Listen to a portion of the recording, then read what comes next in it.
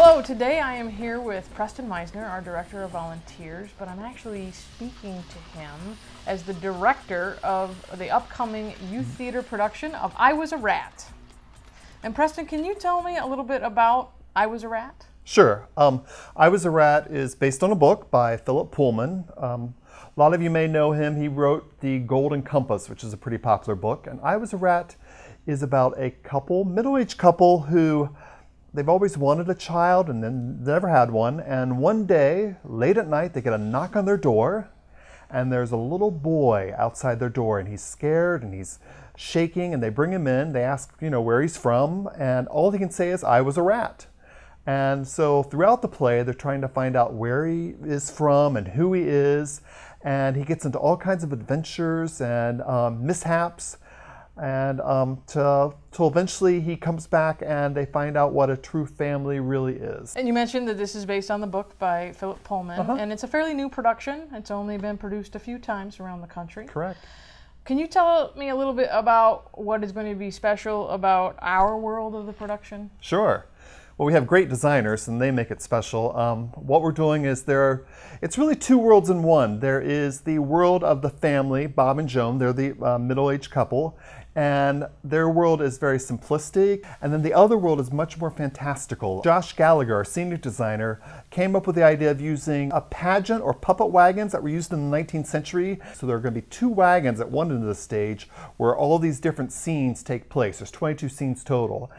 And yeah, a lot. And then our costumer, Emily, has created a world of crazy costume. Part of the world takes place in this, as I said, fantastical world. And so the costumes are all a little skewed and the colors are very bright. Also in the world, Anne-Marie Miller, our sound and light designer, she's creating a soundscape for the show. So there's pretty much some sort of sound going throughout the entire show. Lots of steam sounds and the lights. She's doing a lot of things with low angles and very severe angles. So it should create a very fantastical, otherworldly type environment. It sounds like there's a lot of crew opportunities then. Ton of crew opportunities. One that we haven't even talked about, because the boy says, "I was a rat," and one thing he does is he eats like a rat. He'll eat notebooks or newspapers. He'll just chomp on a newspaper, or he'll even start eating a pencil. So sounds cool and everything, but you have to make something that an actor can really eat, because I can't have an actor chomping on a lead pencil. Not good. So Tyler, our properties master on this, is creating newspapers and pencils and notebooks and ropes from a bell pull that you can actually eat. So that's something that'll be cool for the crew, because they can figure out how to make those. And then something new for this one, we used to have we called it a publicity usher crew that Jennifer, our front of house manager, does. And she has completely reworked this crew and now is calling it the front of house crew. So in addition to ushering and helping patrons to their seats and knowing all the emergency protocol, the crew will actually get to work with Christy Coleman, our box office associate, and they'll learn all about how the box office works, how the ticketing area works. So it's really expanding that crew. That's great. Yeah. And if I wanted to be on one of these crews, how do I go about doing that? Okay, you come to the audition, and all of the crew supervisors or the designers, they'll give little speeches and say, "This is my crew and this is what it's going to do." And so you listen to them, and then what I would say is really listen to when people are talking about the sound or the lights or the costume crew, and see what excites you. And then when you get excited about it, say, "Okay, why does that excite me?" And then once you figure out why, after they speak, you'll get a chance to go up and see them.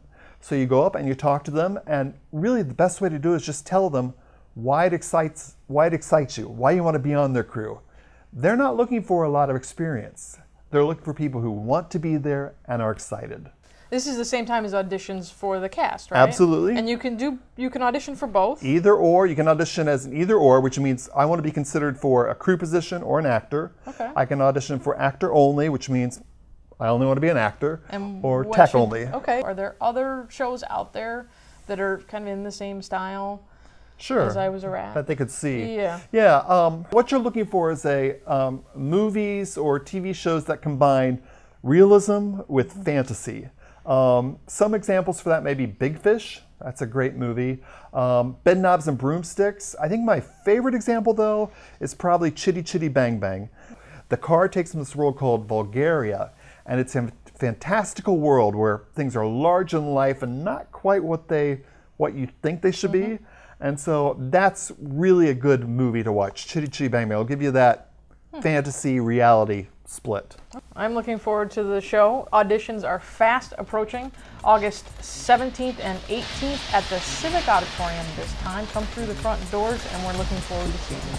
Hope to see you there.